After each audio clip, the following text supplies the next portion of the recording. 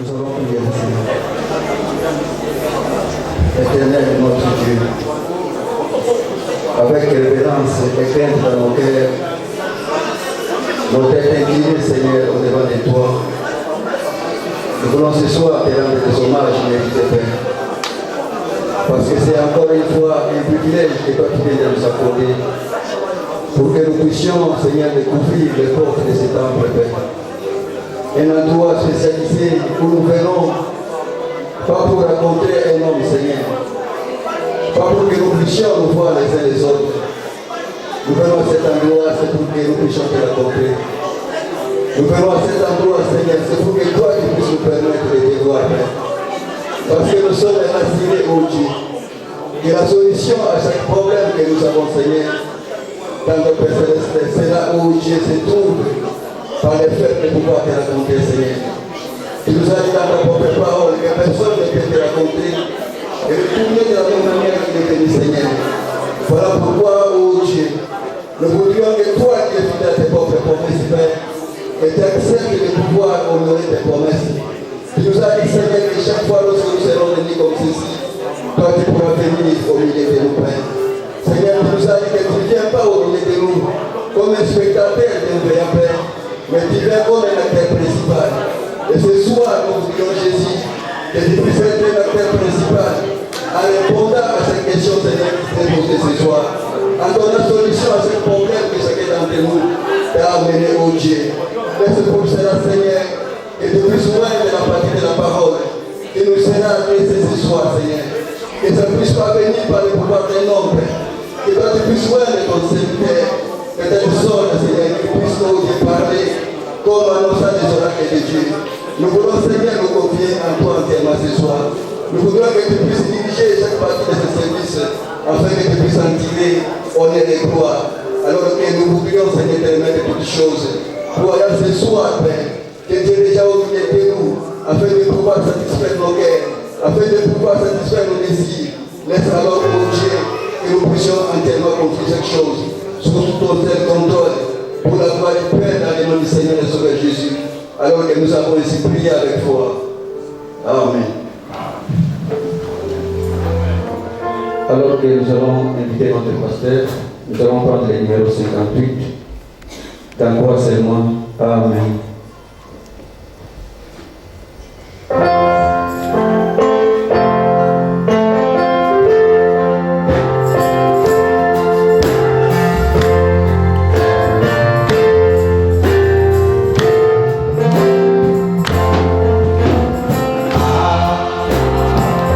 Hallelujah.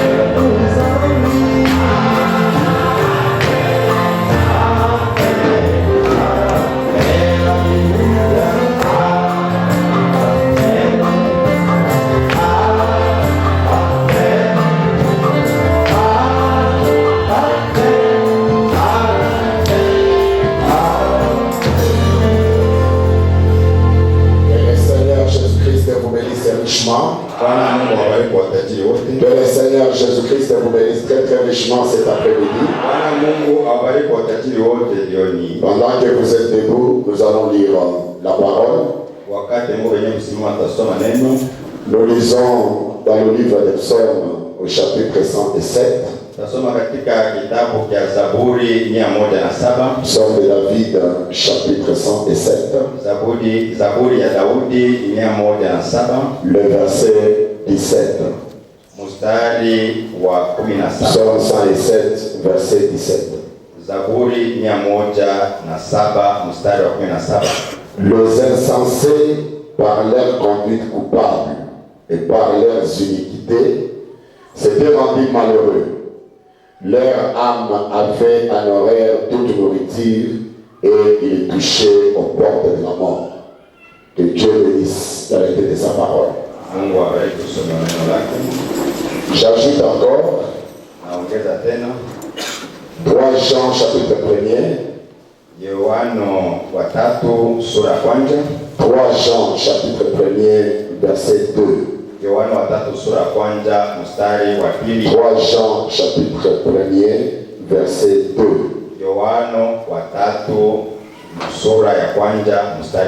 La Bible dit ceci. 3 Jean chapitre 1er verset 2. Bien-aimé, je souhaite que tu prospères à tous égards et sois en bonne santé comme prospère l'état de ton âme.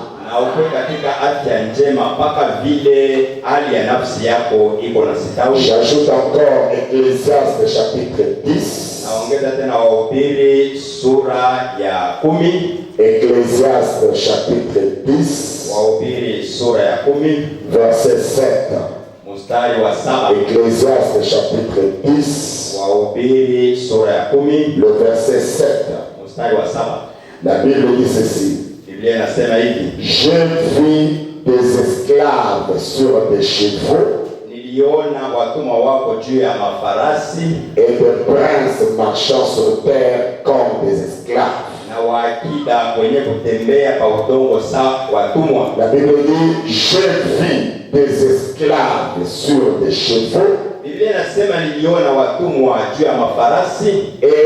des princes marchant sur terre comme des esclaves. Mon message de cet après-midi, je l'intitule comme ceci. Parce que je vais dire du message Apocalypse chapitre 4 première partie.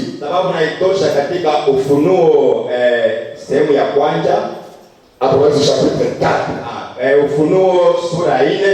première partie verset 15. Frère Branham dit maintenant je vais encore dire ceci avant de commencer. Je souhaite à chacun de vous la nouvelle année la plus réussie.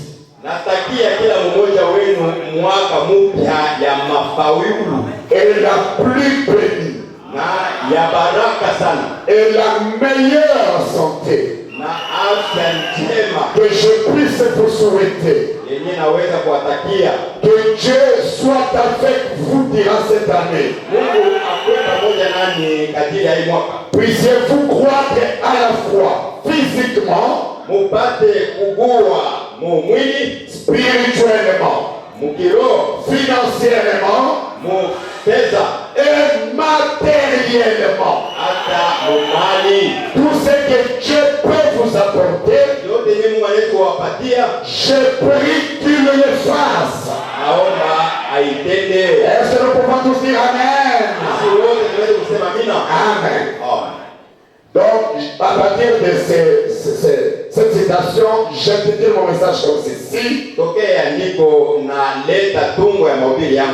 Le 4 phases de la prospérité. Le 4 phases de la prospérité sont un programme ou un plan que Dieu a pour tous ses enfants ici sur la terre. Wala matayarisho yenye Mungu anakuwa nayo cha watoto wake wote wenye kwa udongo. Le premier plan, c'est le plan physique.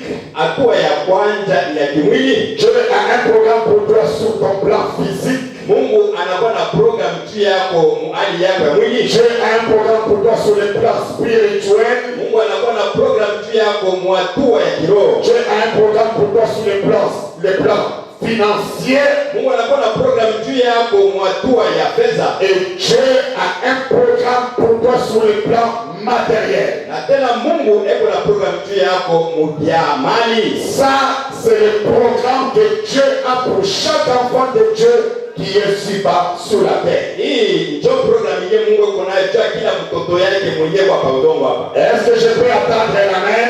Amina kwa usikilize. Le plan de Dieu est que nous prospérions à tous égards. Program ya Mungu ni tupate kuendelea mkila hatua. Pour Dieu, quand il t'a placé sur la terre, juu ya Mungu yeye wakati alikutia kwa udongo, il veut que tu prospères sur le plan physique, anapenda uendelee mkimwili, sur le plan spirituel, anapenda uendelee mkiroho, sur le plan matériel et sur le plan financier. anapenda uendelee mumali na C'est ça le programme parfait de Dieu quand il t'a placé sur la terre. ndio program kamilifu ya Mungu wakati alikutia hapa dunia. Maintenant, je commence avec le premier programme. Sasa mimi naanza na program ya kwanza. Je veux que tu prospères sur le plan physique. Mungu anapenda uendelee mkimwili. Il veut que tu prospères sur le plan physique. Anapenda uendelee mumwili. Dans le message, le lieu d'adoration que Dieu a choisi. Katika mahubiri fasi ya kuabudu ni Mungu alichagua. Magasin 28 frère Branham dit. Mstari ya 118 le lieu d'adoration que Dieu a choisi. Fasi ya kuabudu ni Mungu alichagua. Paragraphe 128 frère Branham dit. Mstari ya 118 Maintenant, sasa il nous est enseigné que wanatufundisha sema quand Israël sortait d'Égypte, wakati Israeli alikuwa anatoka Misri, comme il devait le faire, sawa vile waliweza kufanya, ils étaient en chemin vers la terre promise. alikuwa munjia bakienda mwinchi ya malako. La mer rouge leur apparaît le chemin. Hali nyekunda ikabazuia barabara. Et Dieu a abaissé les regards à travers la colonne de feu. Na Mungu kawatazamia kupitia nguzo wa moto. Et la mer a pris peur. Na bahari ikasikia boga. Et quand la mer a eu peur, wakati bahari ilisikia boga, la mer s'est retirée. na bahari ikaondoka. Et là, il laissait Israël traverser vers la terre promise. Na ikaacha Israeli kutambuka na kwenda kuicha malako. Écoutez ce que frère Branham dit. Usikie kitu wao wanasema. Oh Dieu, Oh Mungu, abaisse les regards à travers le sang de Jésus. shusha macho yako ukitutazamia kupitia damu ya Yesu. Ce soir, Magharibi, et que la maladie se retire. na magonjwa yondoke Et yawe. que Satan soit chassé.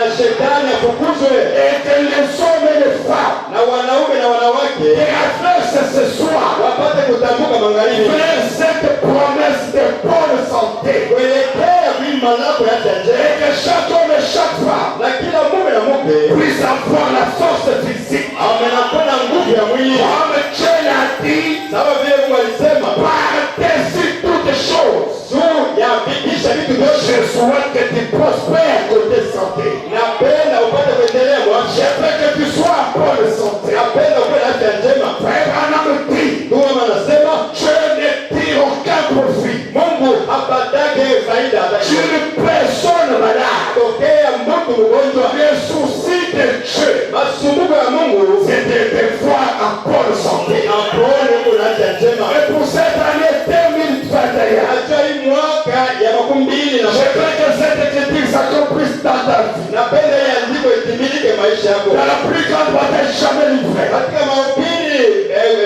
vita kubwa yenyewe Au paragraphe 127, frère Branham dit, sala 127.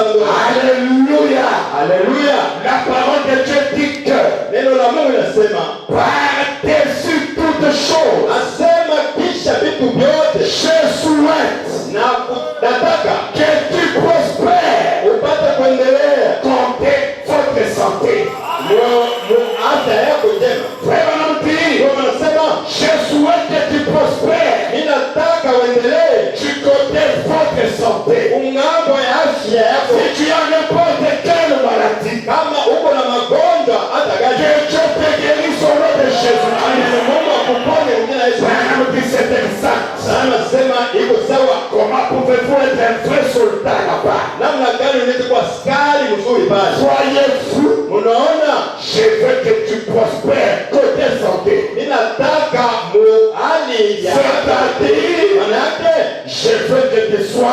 meilleure santé. Manake napenda ukuwe na afya njema sana. Que Dieu te guérisse ce soir. Mungu akuponye magharibi. Est-ce que je peux attendre un camp d'amen? Amina kuwa hizi kusikilika. Que Dieu te guérisse ce soir. Mungu akuponye magharibi. Possédant les portes de l'ennemi. Katika mabili mwenye kumiliki milango ya adui. Pour ta prospérité sous le plan physique. Ya maendeleo yako mwili. Et que Dieu te guérisse de toutes tes maladies. Ni Mungu akuponye magonjwa yote. Ndio wanasema. Et maintenant Dieu notre Père. Na sasa Mungu Baba yetu. Nous ne voulons pas seulement prier pour les gens qui sont ici au Branham Tabernacle. Atupende tu kuombea watu wenye kwa hapa Branham hekalu. Mais aussi pour ceux qui partout dans le monde. Lakini tunapenda sana kuombea wale wote ulimwenguni mzima. Sont dans les besoins. Weko katika hitaji. Tant spirituellement que physiquement. Mukiroho na mwili. Accorde-leur au Seigneur. Uwapatie o Bwana. Le désir de leur cœur. Hitaji ya mioyo yako. Parce que tes enfants. Sababu watoto yako. Ont tenu dans ces jours-ci. Weko na mapingano mwisiku. L'oppression de l'ennemi est si forte. Mapingano ya adui kubwa. Mais toi Seigneur Jésus. Lakini wewe Bwana Yesu. Tu es plus fort que Satan. Wewe unamshinda Shetani. Tu es plus fort que la maladie. Uko na nguvu sana. Tu es plus fort que le cancer. Uko na nguvu sana kupita Tu es plus fort que le sida. Uko na nguvu sana kupita Tu es plus fort que le coronavirus. Uko na nguvu ya kupita coronavirus. Il est écrit. Sababu imeandikwa. Celui qui est en vous. Mwenye kwa ndani mwako. Est plus fort. Yeye anakuwa na nguvu sana. Est plus grand. Yeye anakuwa kubwa sana. Que celui qui est dans les morts. Upite mwenye kwa dunia. Et par ceci. Na kupitia hii. Nous triomphons. Nous triomphons. Tunakuwa na tawala. Parlez-nous à travers ta parole écrite. Unene na sisi kupitia neno lako kwa Et lorsque nous partirons ce soir. Na wakati tutenda magharibi. Puissions-nous dire comme ceux qui étaient sur le chemin de Maïs. Useme sawa wale walikuwa kunja Maïs. Nos cœurs ne brûlaient-ils pas au-dessus de nous? Leo yetu alikuwa anaongea ndani yetu. Lorsqu'il nous parlait en chemin. Wakati alikuwa anaongea na sisi nous le demandons au nom de Jésus. Tunaomba hivi katika jina la Bwana Yesu. Lui qui a fait la promesse. Yeye mwenyewe alilaka. Amen. Amen. Dans c'est la vie qui guérit. Frère Madame. Kama ubiri ni uzima ndio naponya ndio. Par du côté santé. Umustari ya 14 ngambo ya afya. Il dit mais remarquez. Asema lakini tazameni. Maintenant ce cancer est en train de croître. Sasa hii kansa iko na komea. Il suce votre sang. Iko inakunywa damu yako. Et bien vite. Oh, kwa haraka. Vous commencez à devenir de plus en plus faible. Unaanza kuwa mdhaifu sana. Alors que le médecin a dit. Nawe munganga alisema. Peut-être que ce n'est pas le cancer, c'est une autre maladie. Sababu moja kwako haina kansa ni magonjwa. Ça commence à te rendre même faible. Inaanza kufanya mdhaifu. Alors que le médecin a dit. Na munganga alisema. Je ne peux plus rien faire pour toi. Siwezi tena kufanya kitu hata kimoja. Vous allez vers Dieu. Unaenda kwa Mungu. Et vous demandez à Dieu de vous guérir. Na unamwomba Mungu akuponye. Vous lui faites des promesses, c'est ce que vous ferez. Unamulaka yeye utamfanyia. Alors vous sentez dans votre cœur. Sasa unasikia ndani ya moyo wako. Que la prière de la foi. Ya kwamba maombi ya imani. Sauvera le malade. Itaponya wagonjwa. A dit Dieu. Ndio vile Mungu alisema. Quand la prière de la foi est faite. Wakati ombi ya imani inatoka. Alors, pale vous vous sentez rassuré. unasikia katika uhakika. Mais alors suivez très attentivement maintenant. Lakini sasa fuata kwa utaratibu. 90%. Makumi nane juu. Oui. 99% des gens. Batu 99% ont l'expérience à la place de la foi. Anakuwa na tumaini basi ya kuwa na imani. À l'apparition des premiers petits symptômes. Pale tu maalama ya kwanza inaonekana. Vous doutez de cela. Na unashakia ile. Et cela montre que ce n'était pas la foi donnée par Dieu. Na inaonekana sema yeye njia yenyewe Mungu alileta. La foi donnée par Dieu. Njia yenyewe Mungu alileta. N'accepte pas un non. Haitikake kukataa hata comme réponse. Sawa jibu. Peu importe ce qui peut arriver. Hata kama nini inafanyika. Même à la dernière seconde. Hata sekunde ya mwisho. guérira de la maladie. Maintenant écoutez, si vous vous avancez avec la foi dans la prière, la foi donnée par Dieu, et que vous voyez que le diable persiste, alors tournez-vous vers cette promesse. Toi Dieu, tu as dit à William Branham, amène le chant de toi, rien ne résistera, même pas le cancer, même pas le sida, même pas le coronavirus, rien ne résistera. Branham dit, Dieu te guérira, parce que le programme de Dieu pour toi, c'est que tu sois guéri, c'est que tu sois en bonne santé. Donc dans cette nouvelle année qui commence, Dieu te dit sois en bonne santé, prospère à tous égards. Je veux que quelqu'un dise, je suis en bonne santé. Je suis en bonne santé. Dites-le encore très fort. Je suis en bonne santé. Dites-le encore avec la dernière énergie. Je suis en bonne santé. C'est ça la volonté parfaite de Dieu dans notre âge pour toi. Ndio mapenzi kamilifu ya Mungu kizazi chetu juu yako. Béni sur le plan physique. Mwenye kubarikiwa mwili. C'est-à-dire, manake Dieu est capable de te guérir de toutes les maladies. Mungu anaweza kuponya magonjwa yote. Que ce soit la maladie du cœur, Ikwe magonjwa ya moyo, que ce soit les hémorroïdes. ikwe mahemoroide. Nous les condamnons au nom de Jésus-Christ. Tunalihukumu katika jina la Bwana. Parce que nous avons la promesse avec nous. Sababu tuko na malako. Quelle est cette promesse? Hii malako ni nini? Prospérer à tous égards. Endelee mukila tua. Du côté de votre santé. Mungambo ya afya njema yako.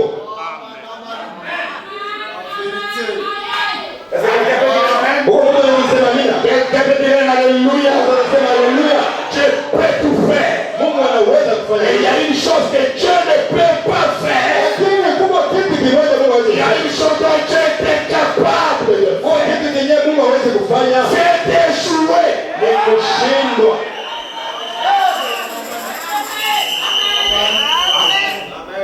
Ce soir, si tu as n'importe quel trouble, le rêve que tu as commis ce soir, c'est de devenir un rouge-gorge.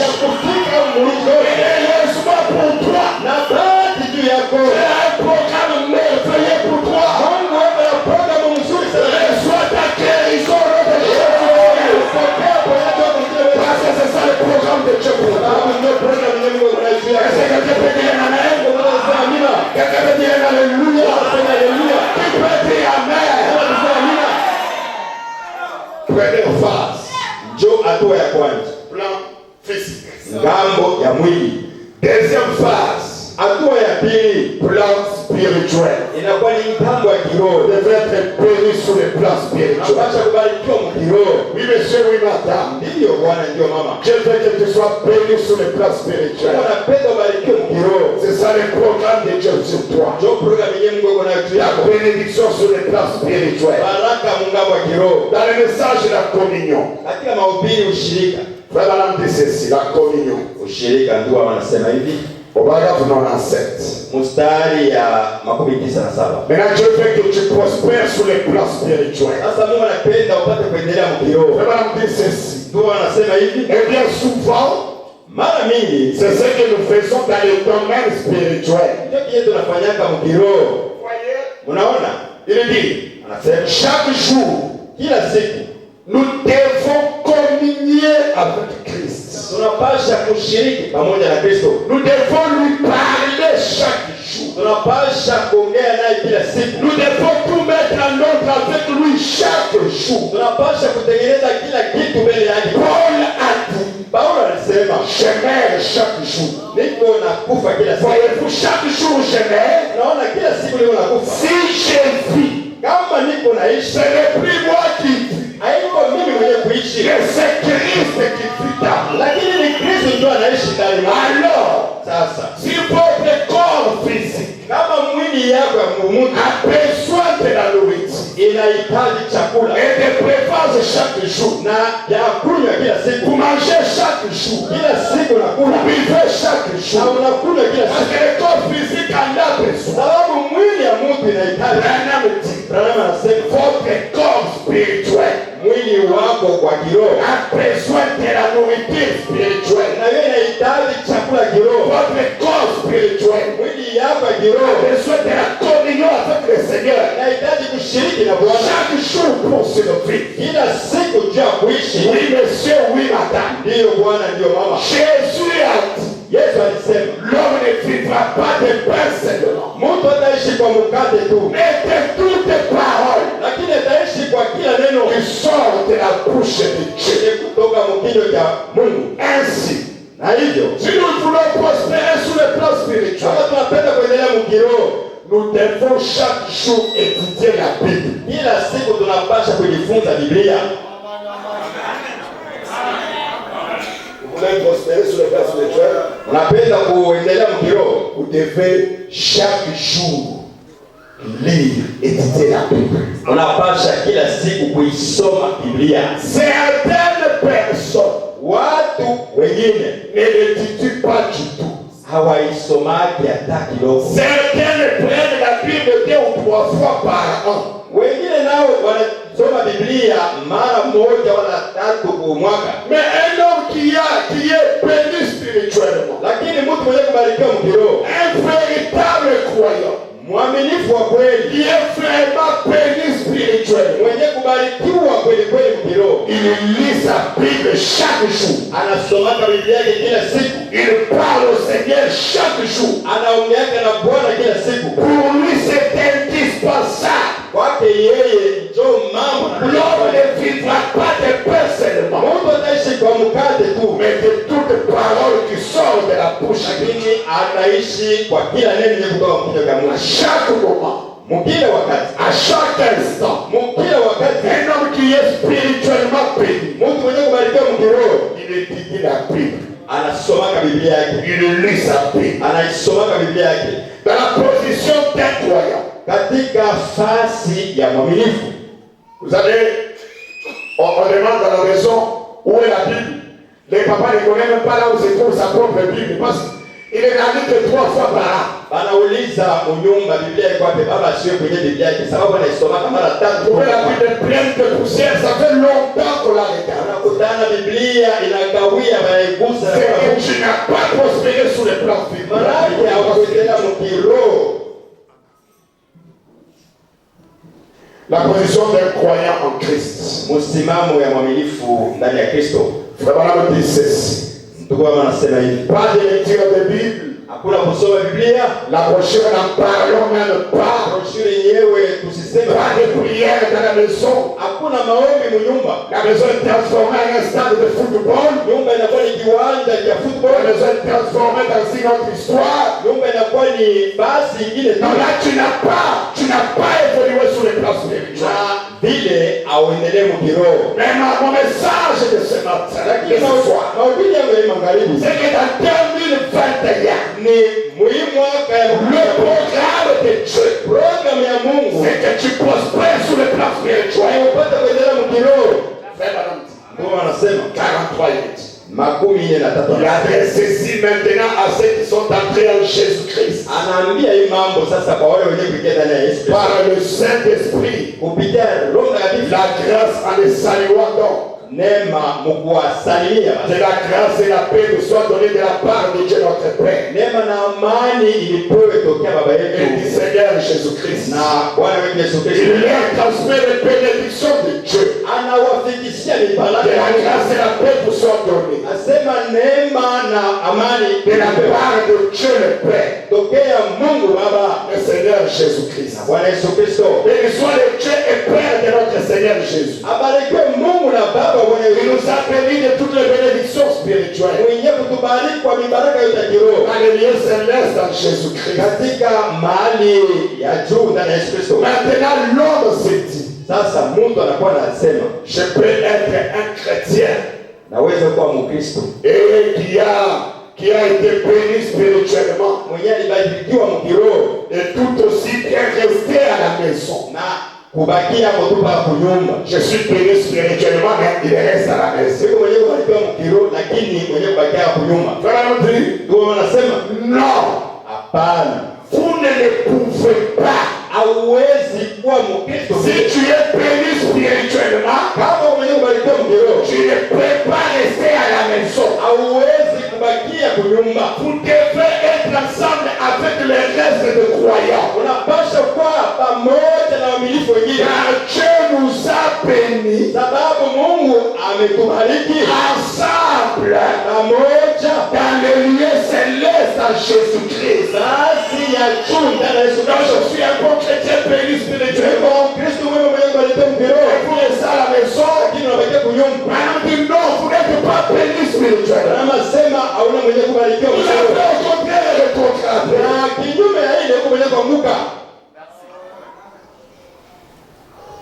dans le message pour accomplir les prodiges. Non, je suis un bon chrétien. Je peux rester à la maison, il n'y a pas de problème. Non, la bénédiction de Dieu c'est dans les lieux célestes en Jésus-Christ. Vous êtes rassemblés avec tous les autres croyants. Pas toi-même chez toi à la maison, là tu as rétrogradé.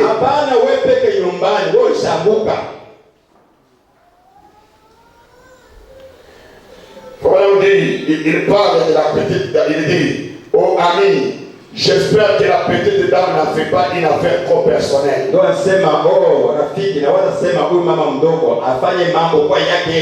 Mais c'est ma belle fille. Elle est assise ici présentement. Celle-ci a été la semaine la plus glorieuse de sa vie hier soir. Pendant que nous étions assis dans les halls de l'hôtel. Attendant que Billy puisse nous ramener la voiture. Et dans la salle de danse, on dansait le rock'n'roll, une espèce de musique amusante. Et les petits enfants, les petits garçons de pas plus de 12 ans ou un peu moins fumaient la cigarette. Ainsi que les petites filles en train de fumer de la cigarette. Et la petite dame m'a regardé là. Elle dit, prie pour moi. Et toute la semaine, je l'ai entendu chanter des cantiques. Dans sa chambre, elle ne faisait que chanter des cantiques.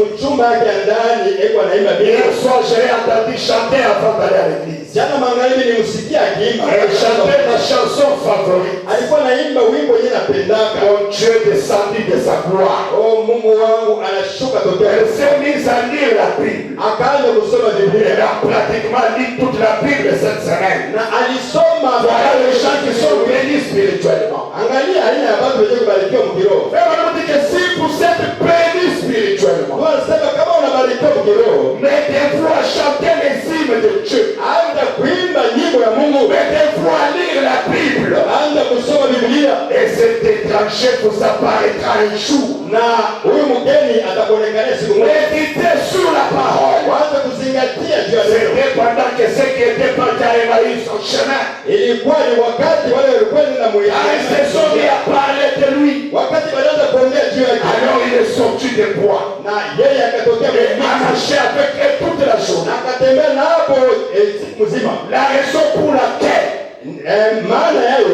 La raison pour laquelle nous n'avons pas de bénédiction spirituelle, c'est que nous consacrons trop de temps à regarder la télévision. Nous consacrons trop de temps à être sur WhatsApp. Nous prenons trop de temps à lire des journaux et à écouter quelque chose que nous ne devrions même pas écouter. kitu moja kile tuweza hata kusikia. Et nous ne rachetons pas le temps. Na tuinde wakati. Mais nous le consacrons aux choses du monde. Lakini tunaipoteza Plutôt que de consacrer notre temps au Seigneur Jésus-Christ. Bahali ya kutoa wakati yetu kwa Bwana Yesu Kristo. Or la Bible dit, nayo Biblia inasema l'homme ne vivra pas de pain seulement. Mtu ataishi kwa mkate tu, De toute parole qui sort de la bouche de Dieu. lakini mtu ataishi kwa kila neno linalotoka kwa kinywa cha Mungu. Les chrétiens bénis spirituellement vivent de la parole. Wakristo ndio walikuwa mkiroho wanaishi kwa Je ne neno. vais pas t'entendre amen. Sisikia nini? Je ne vais pas t'entendre amen. Sisikia nini? Je ne vais pas t'entendre alléluia. Haleluya. Nous n'avons pas le temps de consacrer notre temps à Dieu. Hatuna na wakati ya kumpatia Mungu wetu. Wakati yote Consacrer à la télévision. tunaipeleka tu television. Trop de temps Wakati yote à l'heure des journaux. tunakuwa nasoma magazeti. Tout le temps Wakati yote consacré à WhatsApp. tunakuwa ma WhatsApp. Tout le temps Wakati yote consacré à Facebook. tunakuwa ni pa Facebook. Pas de temps pour nous consacrer à Dieu. Hakuna kwa wakati wa Pas le kuimba. temps de chanter les chansons. Hakuna wakati ya kuimba nyimbo. Pas le temps de lire la parole. Hakuna wakati ya kusoma. On n'a pas de temps pour ça. Hatuna wakati ya kufanya. Pourquoi ça? Jua nini hivi? C'est parce que spirituellement on n'est pas béni. Sababu hatuna wenye kubarikiwa kiroho. Sisikia nini kubwa. Alors cette année 2021, Kumbe hii mwaka wa 11. je veux que Dieu bénisse mon église sur le plan spirituel. Bwana Mungu abariki kanisa yangu Je mkiroho. vais attendre un grand amen. Et le temps de nous consacrer à Dieu. Bwana wakati wa kujitolea kwa Mungu. Le temps de chanter les cantiques. Wakati wa kuimba nyimbo. Le temps de lire la parole. Kusoma neno. Je veux que quelqu'un dise, Napenda mtu aseme. je veux me consacrer à Dieu. Je veux me consacrer à Dieu.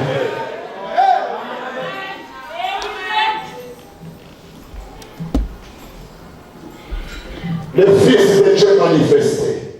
Mwana wa Mungu mwenyewe kuonekana. 36 frères Branham dit, 36 ndio wanasema. quand nous sommes en Christ, Kama tuko ndani ya Kristo, nous avons des bénédictions spirituelles. tuko na mibaraka kiroho.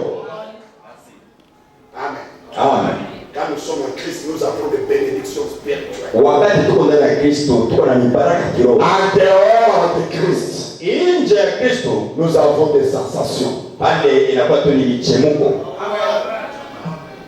En Christ, Ndani ya Kristo, nous avons des véritables bénédictions. tuko na mibaraka ya kweli. Pas du faux semblant, Hapana tu vya kulengesha. pas un simulacre, Hapana tu vya kulengesha. pas de la folie. Hapana hapana vya kulandia mo. Non. Hapana. Mais tant que vous cherchez à prétendre que vous êtes dans les pays promis, alors que vous n'y êtes pas, Lakini wakati ile uko naonesha sema uko mwinchi malako japo huko mwile nchi, vos péchés vous atteindront. mazambi yako itakukamata. Avant longtemps, Unagawia, vous vous retrouverez renfrogné. ulikuwa na sura kwa yenye kufunga. Et comme on le dirait dans le monde, Na sasa vile wanaweza kusema mdunia, tout embrouillé. aseme mwenye kuvuruka kabisa. Vous allez découvrir que vous ne possédez pas ce dont vous parlez. Utaona sema hauna na kinye kile ukinyo Mais unasema. lorsque vous êtes en Christ, Lakini kama kwa ndani ya Kristo, il vous a promis la paix céleste, yeye ndio alikulaka amani ya mbingu, des bénédictions célestes, ni baraka ya juu, un esprit céleste. roho wa juu, Tout vous appartient. vyote vinakuwa vyako. Vous êtes dans les pays promis, Uko ndani ya nchi ya et malako en pleine possession de toutes choses. na mwenye kuwa na vyote Adam lui-même dit Amen. anasema amina. Comme c'est beau. Asema saidi iko mzuri. Oh, étudions cela, c'est beau. Oh, tujifunze Quand vous êtes en Christ, wakati uko ndani ya Kristo, vous avez des bénédictions spirituelles. uko na mibaraka kiroho. Quand vous n'êtes pas en Christ, Lakini kama uko ndani ya Kristo, vous avez des fruits. unakuwa na vya kudanganya tu, Vous avez des faux semblants. inakuwa ni mabongo.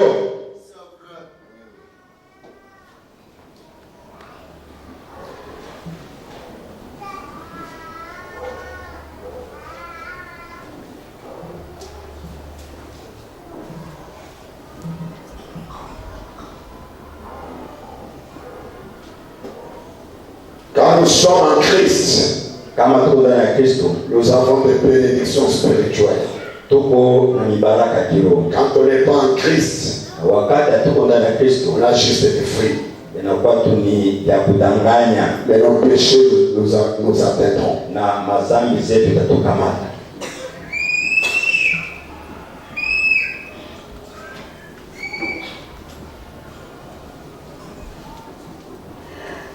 Dans l'épître aux Éphésiens, frère Anam est comparable à celui de Josué. Katika barua ya Efeso yenyewe kulinganisha na Yoshua, Paragraphe 94, frère Anam dit. mstari ya 94 ndio wanasema. Maintenant, les bénédictions spirituelles, il nous bénit de quoi? Sasa mibaraka ya kiroho anatubariki munini? Il nous bénit de la guérison divine. Anatubariki na uponyaji wa Il Mungu. nous bénit de la préscience. Anatubariki na ufahamu. Il nous bénit de la révélation. Anatubariki na ufunuo. Il nous bénit par des visions. Anatubariki kutupatia maono. Il nous bénit par les puissances. Anatubariki kutupatia Il mauwezo. nous bénit par les langues. Anatubariki kutupatia Il kusema nous lugha. bénit par les interprétations. Anatubariki kutupatia Il mautafsiri. nous bénit par la sagesse. Anatubariki kutupatia. Il nous bénit par la connaissance. Anatubariki kutupatia Il ufahamu. nous bénit de toutes les bénédictions célestes. Anatubariki kwa mibaraka yote ya mbinguni. Et une joie ineffable Na tena na furaha isiyo et glorieuse, toujours joyeux. na ya utukufu kila mara. Chaque cœur est rempli de l'esprit. Kila moyo yenye kujaa na roho Marchant ensemble, yenye kutembea pamoja, assis ensemble dans les lieux célestes. yenye kuikala pamoja mahali ya juu. Quand Dieu nous bénit, Wakati Mungu anatubariki, pas une seule mauvaise pensée parmi nous. hakutakuwa akili hata mmoja mbaya kati yetu. Je vais attendre un grand amen. Amina kuwa usikilike. Pas une seule mauvaise pensée au milieu de nous. Hakutakuwa akili hata mmoja mbaya kati yetu. Tout le monde qui parle, Watu wote wenye kusema parle avec amour wanakuwa nasema na upendo et na dans l'harmonie. na bakikuwa na patana. Personne qui ait quoi que ce soit contre quelqu'un d'autre. Hakuna mtu hata mmoja iko na mambo ya kupinga mwenzake. Même si quelqu'un m'a fait du mal, Hata kama mtu alitendea c'est mal que je ne peux pas ni pardonner. ubaya kani kwenye siwezi kusamea. Pourquoi envenimer la situation? Jua nini kuharibisha tena mambo? Quand on est béni spirituellement, Wakati mtu anabariki mkiroho, on n'a pas quelque chose contre quelqu'un. hakuna kitu utakuwa cha kupinga Tout le ule monde parle avec amour. watu wote Tout le wanasema, monde pardonne. watu wote wanakuwa nasameana. Je vais attendre un grand amen. Amina kwa Il n'y sikilike. a pas de ceux qui ne se parlent pas. Hakuwezi kwa wadada Il n'y wasema a pas de frères qui ne se parlent pas. hakuwezi kwa ndugu siku Qu'est-ce kusimisha. qu'il y a? Ni nini hiyo? Bénédiction spirituelle. Ni baraka kiroho. Madame dit, Ndio wanasema Dieu nous a bénis de toutes sortes de bénédictions spirituelles. Mungu anatubariki na kila aina ya baraka ya kiroho. On se supporte les uns les autres. Tunakuwa na kuvumiliana pamoja na On wengine. ne comprend pas la faiblesse de mon frère. Mimi nakuwa naelewa udhaifu wa On ndugu yangu. comprend la faiblesse de mon soeur. Naelewa udhaifu wa dada yangu. On n'est pas là pour inventer des mensonges. Hatuna pale cha kuanza kutunga mabongo. On n'est pas là pour parler de choses qu'on n'a pas maîtrisées. Hatuna pale cha kusema vitu vya haujui. On n'est pas là pour commencer à nier des histoires. Hatuna pale cha kuanza kutunga mabitu. Il a entendu la fait comme ça, c'est-à-dire que Sasa bila des fausses choses, des choses païennes. vitu vya bongo, vitu vya kipagani. Quand on est béni spirituellement, Wakati tuko katika mkiroho, on parle avec amour. tunakuwa nasema na upendo. Et quand on est béni spirituellement, Wakati tuko katika mkiroho, on supporte les faibles au milieu de nous. tunakuwa navumilia wadhaifu Je kati vais yetu. attendre un grand amen. Amina kwa usikilivu. Je vais attendre un grand alléluia. Alléluia kwa usikilivu. Quand on est béni spirituellement, Wakati tunabarikiwa mkiroho, il n'y a pas de mauvais humeur. hakuna tena vya kusema leo nalamuka mbaya. Mkebe leo nalamuka mbaya. Il est un païen. Uko mpagani. Les chrétiens se réveillent toujours en bonté. Wakristo wao kila mara wanalamuka Les vizuri. chrétiens se réveillent toujours de bonne humeur. Wakristo kila mara wanalamuka tu vizuri. Ce sont des païens qui se réveillent de mauvais côté. Ni wapagani ndio wanalamuka vibaya. Il faut faire attention, aujourd'hui je suis mal réveillé. Mkebe na mimi leo nalamuka mbaya. Je suis béni spirituellement. Mimi mwenyewe kwa hiyo mkiroho. Chaque jour je suis joyeux. Kila siku niko na furaha. Qu'il ait à manger, qu'il n'ai pas mangé, je suis joyeux. Je vais attendre un amen. Je vais attendre un alléluia. Je vais attendre une gloire à Dieu. Je suis béni spirituel. Kila siku niko na furaha. Parce que la joie c'est la force du combattant. Sababu furaha ndio nguvu ya mpiganaji. Le combattant est toujours joyeux. Mpiganaji yeye anakuwa na furaha kila mara. Il est toujours joyeux, il chante les cantiques. Yeye kila siku ana furaha na imba nyimbo. Il dit toujours je suis joyeux. Kila mara anasema niko na furaha. Je suis heureux. Niko waheri. Regardez quand Sambo a eu la bénédiction spirituelle. Angalieni wakati Sambo alipokea baraka ya Mungu. Il était esclave. Hata alikuwa mfungwa. C'était un esclave joyeux. Alikuwa ni mtumwa mwenye kwa furaha. Toujours joyeux. Kila mara na furaha. La joie et la force des combattants. Furaha inakuwa nguvu ya wapiganaji. Un combattant de Jésus-Christ. Mpiganaji wa ngao ya Yesu Kristo. Ne se lève jamais de mauvais côté. Yeye hawezi kulamuka vibaya hata siku moja. Pourquoi me parler comme ça? Aujourd'hui, je me suis mal réveillé. Hapana kuongea na mimi vile leo nalamuka vibaya. Tu es un païen. Uko mpagani. Tu es un païen. Uko mpagani. La place, quand tu sens que tu es mal réveillé, viens rester à l'hôtel. Wakati unasikia sasa unamuka vibaya, kuja kwa madhabahu. Que l'hôtel te change et te donne une bonne idée. Madhabahu ikubadilisha na kukupatia ukue vizuri. Un chrétien visité par les anges qui se réveille des mauvais humains. Mkristo mwenyewe kutembelewa na malaika na anamuka vibaya. Jamais. Hapana. Quand les anges vous ont visité, Kama malaika walikutembelea, vous vous réveillez chantant. utalamuka Vous ukiimba, vous réveillez joyeux. utalamuka ukiwa na furaha. Il y a d'autres personnes qui vous ont visité. Manake ni batu pengine walikutembelea usiku. Et tu pourras, Na wanakufanya tu te réveilles de mauvais humains. unalamuka vibaya. Je me suis réveillé de mauvais côté aujourd'hui. Ni leo niko ngambo mbaya Un leo. langage de païen. Inakuwa ni msemi wa pagani. Nous avons besoin cette année que Dieu nous bénisse. Amen. Hii Bwana sisi tunapenda Mungu atubariki Sur le plan spirituel. mkiroho Et sur le plan spirituel, na mkiroho. c'est que je suis en paix avec tous. Manake nakuwa katika amani na kila mtu. Toujours joyeux. Kila siku na furaha. J'entends des cantiques. Mwenye kuimba mimbo. Quand je sens que non, Wakati nasikia wapande. tristesse fait le plan. Kunakuwa sikitiko na pendo likamata. Je chante un bon cantique. Naimba wimbo nzuri. Quel jour de gloire quand Jésus m'a sauvé. Siku gani ya utukufu wakati Je chante un bon cantique. naimba wimbo nzuri. À la croix où mourit mon sauveur. Kumsalaba kwenye mkombozi Je chante un bon cantique. naimba kwa wimbo nzuri. Je suis fort. Niko na nguvu. Fort. Niko na nguvu. Je chante un bon cantique. Naimba wimbo nzuri. Gloire à son nom. Utukufu. Gloire à son nom. Utukufu kwake. Je chante un bon cantique. Naimba wimbo nzuri. Y a-t-il pas de guerre? N'y a-t-il pas de guerre pour moi? Hakuna kwa vita juu yangu. Alors que les autres ont combattu. Baada wengine walipigana. À la fin de la bataille, Wakumbusha vita. moi je serai couronné. Mimi nitapigwa taji. Alors la mauvaise humaine est en train de Na partir. pale ile ngambo ambayo yote. Cette année, Hii mwaka. je ne peux pas être le temple de Satan. Nisipende kuwa tena shetani. Le diable peut m'utiliser Leo shetani atakutumia. en changeant les humains. Akibadilisha hali ya Ce matin, hii je veux dire ce soir, hii magharibi napenda kusema. recevez la bénédiction spirituelle. En 2021, 2021. vos humains changent. Hali yenu ibadilike. Soyez toujours dans la joie. Mkae kila siku katika furaha. Si les choses marchent, Kama vitu vinatembea. chantez le Seigneur. Imbia Bwana. Si les choses ne marchent pas, Kama vitu viende vizuri. louez le Seigneur. Msifu Bwana. Si ça devient encore pire, Kama tena vinazika sana. chantez encore Dieu. Imbia tena Mungu. Glorifiez son nom. Tukuze jina lake. À lui la gloire, Wake utukufu. à lui la puissance, Wake uwezo. à lui le sacrifice, Wake kupiga à macho. lui les cris de joie. Wake malalamiko ya furaha. Kwa nini? Je suis béni spirituellement. Wake mkiroho.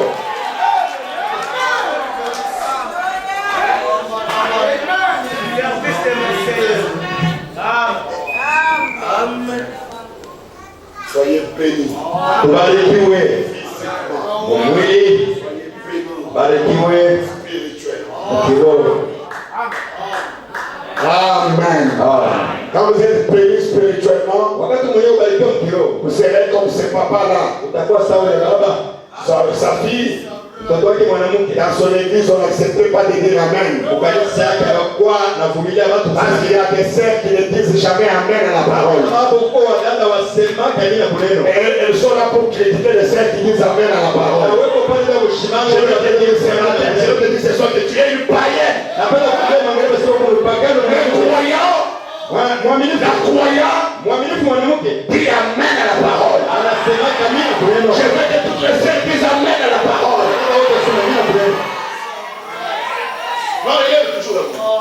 Que vous parlez tout, je vais pas. Sans t'attendre, on a dit c'est. On a dit c'est.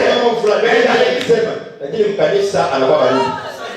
Non, monsieur. Hapana bwana. Wewe bwana dit quand tu es sauvé, tu vas montrer que tu es sauvé. Et la joie dans l'église, nous la manifestons pour dire Amen à la parole.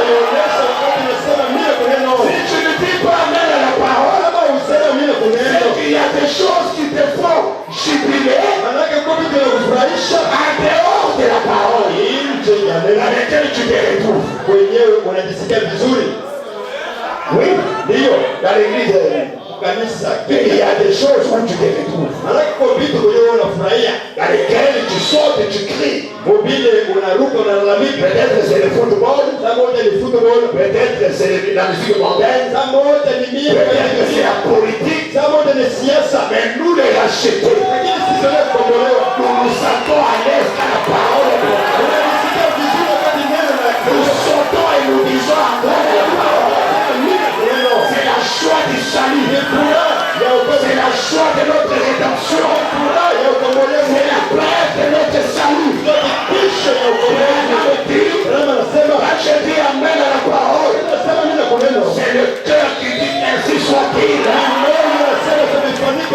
Je me retrouve chez nous. Dans mon pays. Je peux dire Amen à la parole. Ce papa-là est allé dans l'église de sa fille. On ne croit pas que le Seigneur peut se mettre debout et dire Amen. Ma soeur, tu as le droit de te mettre debout et de dire Amen à la parole. Et je te dis que sois à l'aise et sois béni au nom de Jésus.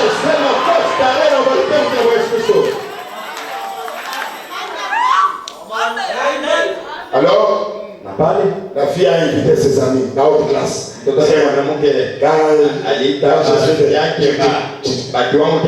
regarde les dames comme moi ici, on ne va pas savoir.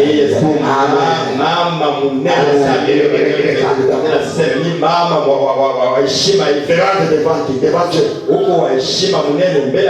Devant Dieu. Non. Maintenant, ils ont dit, papa ici peut nous troubler. Tout ce que nous pouvons faire, on les fasse monter au balcon. Pendant que nous serons avec nos visiteurs, il ne faut pas lui donner la Bible. Parce que si je lui donne la Bible, il va commencer à crier. On a les livres de géographie donnés. On a pris les livres de géographie donnés. Pendant qu'ils sont dans la fête, papa regarde les livres de géographie. Il voit non, il y a des océans.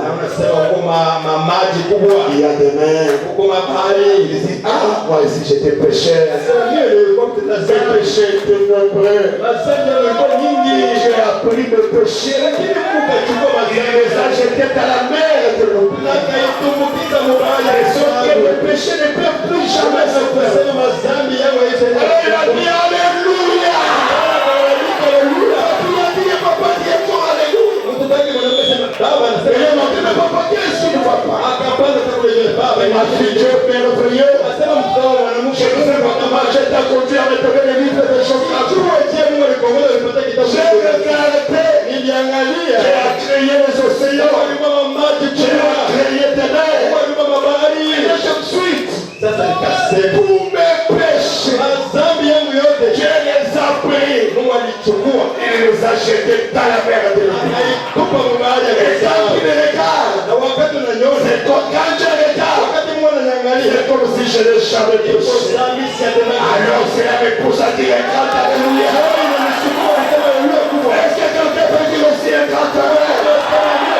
Quand tu es sauvé, quand tu es béni spirituellement, Dieu te fait, tu vois Dieu partout où tu es. Et tu dis amen à la parole à chaque instant. Qu'est-ce qui te fait dire amen? L'amour de Dieu pour toi. L'amour de Dieu pour toi te fait dire amen à la parole.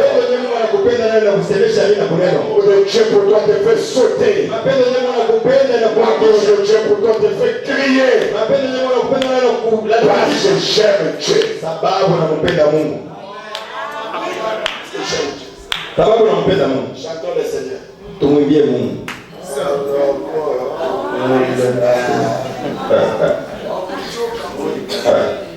Tu as un problème.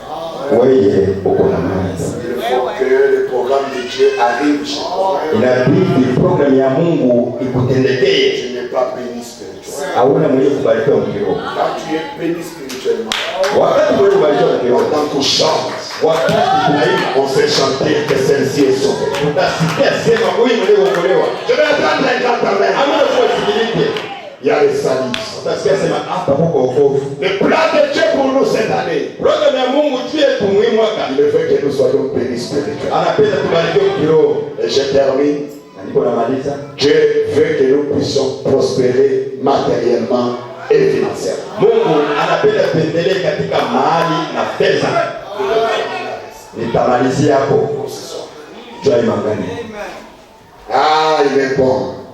Mungu ni mwema.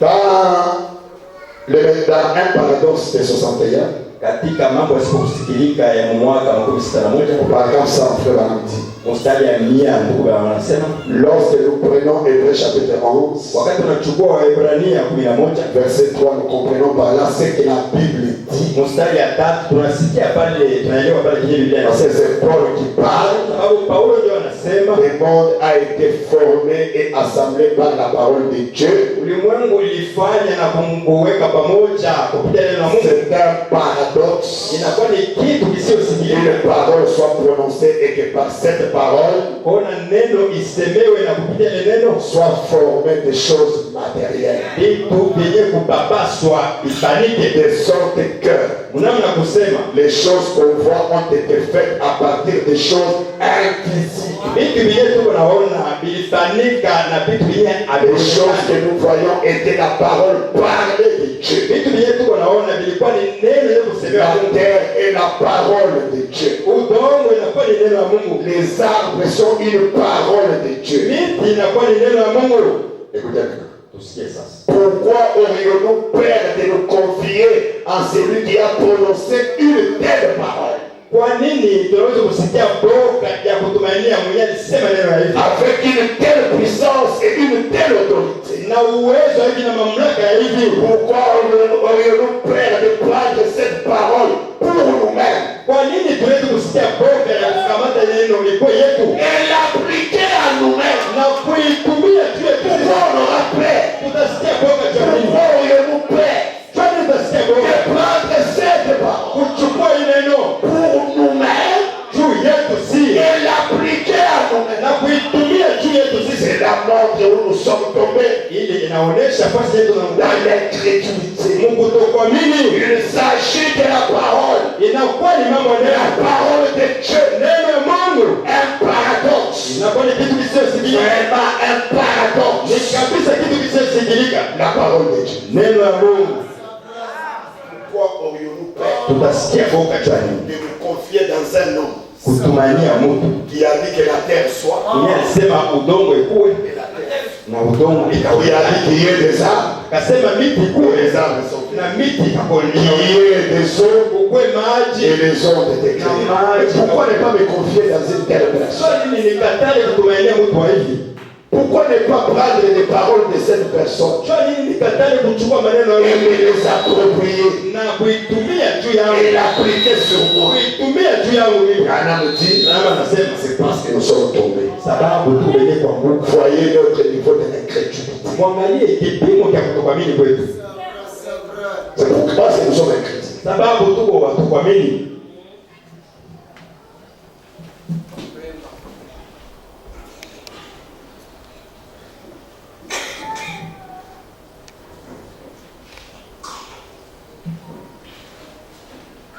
Dans l'identification, frère Madame dit, Katika kitambulisho je prends juste une partie 4, juste ce qui va me servir, deuxième paragraphe. tachukua tu sehemu ya pili basi tuitanie. Je prie pour ces prédicateurs, Seigneur, Asema naombea au wahubiri Bwana qui ont collaboré dans cette série de réunions, wenyewe walitumika na mimi mwingi rechercher des grands avantages spirituels et matériels à cause de leur position. kanisa yao ipatie mumwii mibaraka kwa ajili ya msimamo yao, Qu'ils aient des avantages spirituels et matériels, wapate mafaida ya kiroho na mali, et que les prédicateurs ici essaient d'apporter à leur peuple l'évangile na hao watumishi wahubiri wafikishie waaminifu wao injili sous chaque vrai aspect qu'ils savent qu'il est prêché. mukila kibande ya kweli yenyewe. Donc l'évangile doit être prêché dans chaque vrai aspect. Manake injili inapaswa kuhubiriwa mukila ngambo ya Tu ne kweli. peux pas rester avec, tu ne peux pas prêcher l'évangile dans un seul aspect. Tu ne peux pas prêcher l'évangile dans chaque vrai aspect. Haupaswi kuhubiri injili mungambo tu moja, lakini C'est la raison pour laquelle moi je ne suis pas d'accord avec les légalistes. mimi sipatana na wale watu wenye La parole doit être prêchée dans tous les aspects. neno inapaswa kuhubiri mukila ngambo. Je vais attendre les grands pareils. Amina kuwa sikiliki Tous les aspects de la parole. mukila ngambo ya neno. Madame dit à cause de sa paix, Anasema kwa ajili ya hiyo Baba, je te prie de bénir ces hommes de Dieu na kuomba ubariki watumishi wa Mungu qui apportent la parole dans tous les aspects. wenyewe kuhubiri neno mukila ngambo ya hiyo. Donc quand tu apportes la parole dans tous les aspects, tu es béni. Manake kama unahubiri neno mukila ngambo ya hiyo, Alors je crois ce soir que je suis béni. na mimi nasema angalia mwenyewe kubarikiwa. Dieu qui est riche en miséricorde. Mungu mwenyewe kuwa mtajiri katika neema. Ndio wanasema hivyo. Verset 28, écoutez ce qu'il déclare. Mstari ya 28 msikie Il dit, oh, anasema oh, je suis si content de ça. niko na furaha sana kwa ajili ya Que hiyo. Dieu soit riche en miséricorde. Bora kwamba Mungu ni mtajiri katika neema. S'il était seulement riche en argent, Kama alikuwa tu mtajiri katika pesa, s'il était seulement riche en biens matériels, kama alikuwa tu mtajiri mumali, il l'est effectivement. epo kweli kweli mtajiri vitu vitu.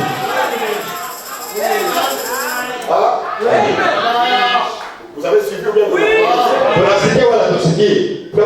Ndio wanasema Dieu est riche en argent. Mungu yuko mtajiri mfedha. Dieu est riche en biens matériels. Mungu yuko mtajiri katika mali. Et encore ce qu'il y a de plus glorieux, Na kile tena kiko kwa utukufu sana. c'est qu'il est encore riche en miséricorde. Eko tena mtajiri katika neema. Oh, quelle parole remarquable que c'est là. Oh, inakuwa ni neno kali ya kuvuta sai. Nous avons un Dieu riche en argent. Tuko na Mungu mtajiri katika pesa.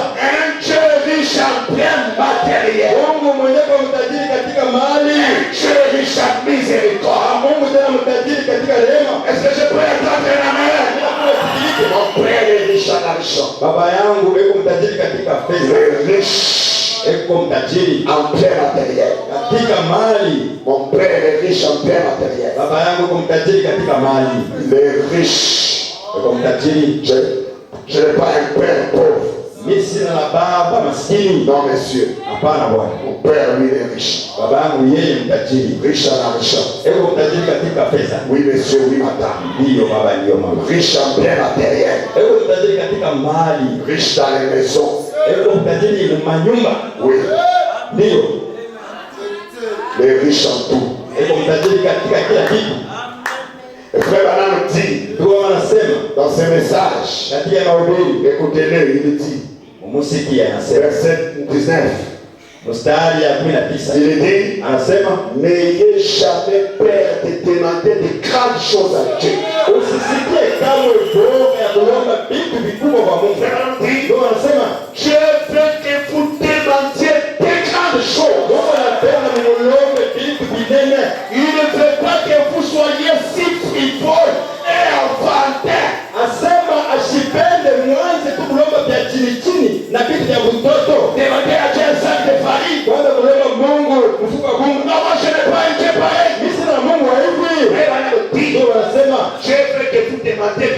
grandes choses afin que votre joie soit parfaite. Dieu qu'on demande la moto. Je veux que vous lui demandez de grandes choses. Je vais attendre quand demandez à Dieu un sac de farine. Frère, c'est fruits pour les enfants. Demandez à Dieu des biscuits. C'est quoi ça? Pouvez-vous imaginer un petit poisson d'environ cette taille dans l'océan Atlantique dire je ferai bien de boire juste un peu, un tout petit peu, petit de cette eau de peur que je ne vienne pas à terminer l'océan. Frère Branham dit ça c'est une non-sens. C'est insensé.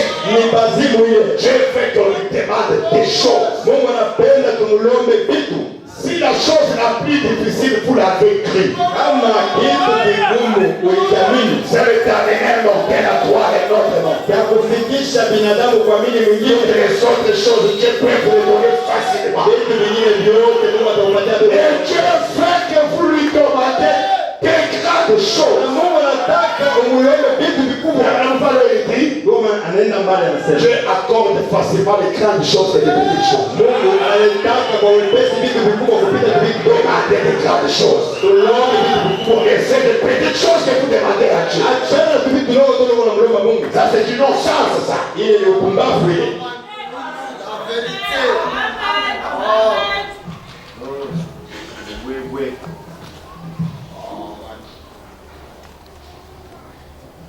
Dans les 6 buts de la visite de Gabriel à Daniel.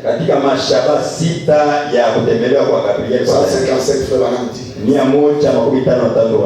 amis, nous devons en arriver à certaines de ces choses. Quelles sont ces choses?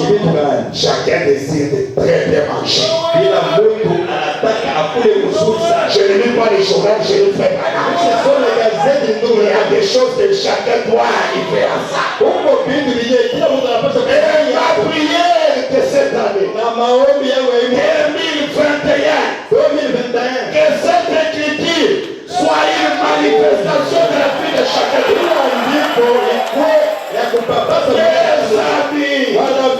Nous devons arriver à certaines de ces choses. Chacun désire très bien manger, conduire une belle voiture. Je ne lis pas Elima chérie, conduire une belle voiture. Avoir ce qu'on peut avoir de mieux.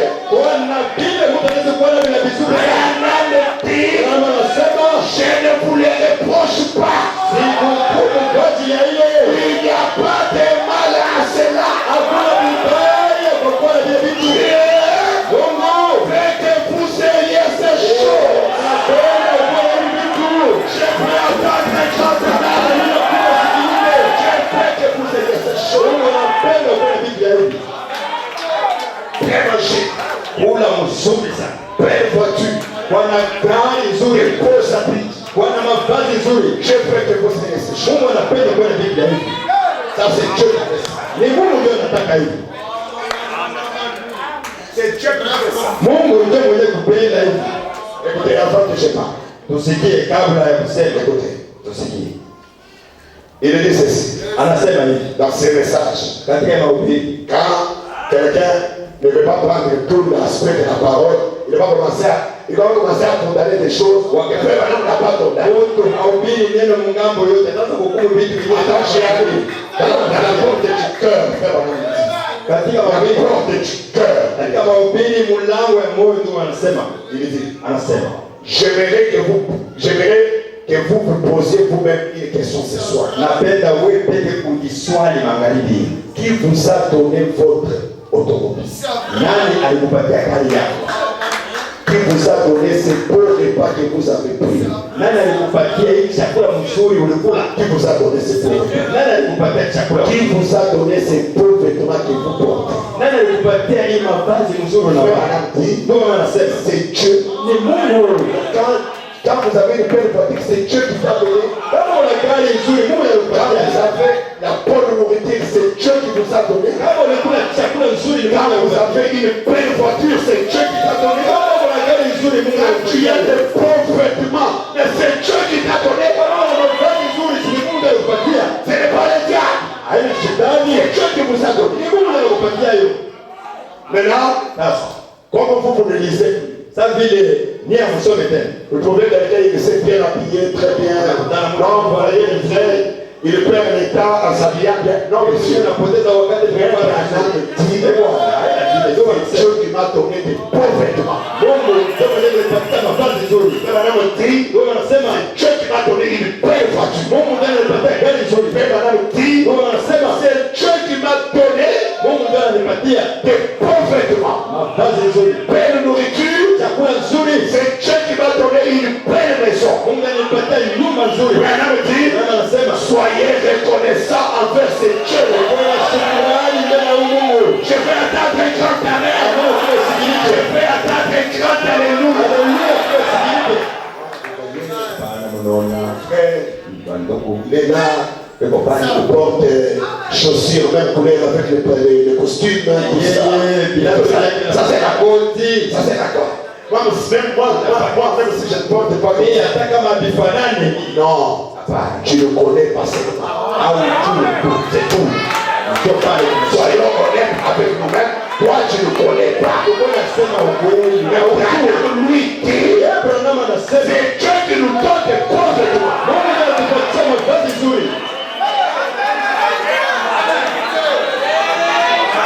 Je ne vais pas taper un grand amen. Je ne vais pas taper un grand amen. Ça, c'est Branham qui dit. Et quand Branham parle, c'est Dieu qui parle.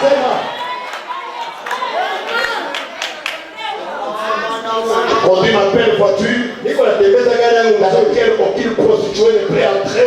Parce que c'est Dieu qui m'a donné cette belle voiture. Et je suis fier de ce Dieu.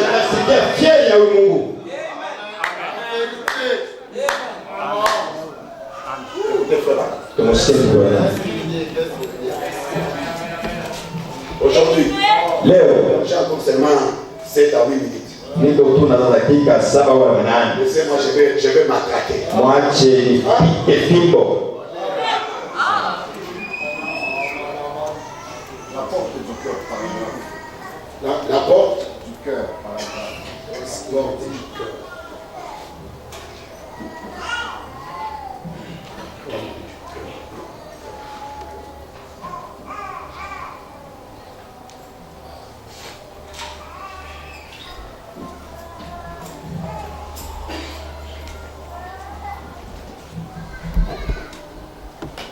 Je vais revenir après pour vous donner les paroles. Nitarudia kuja kupatia mstari.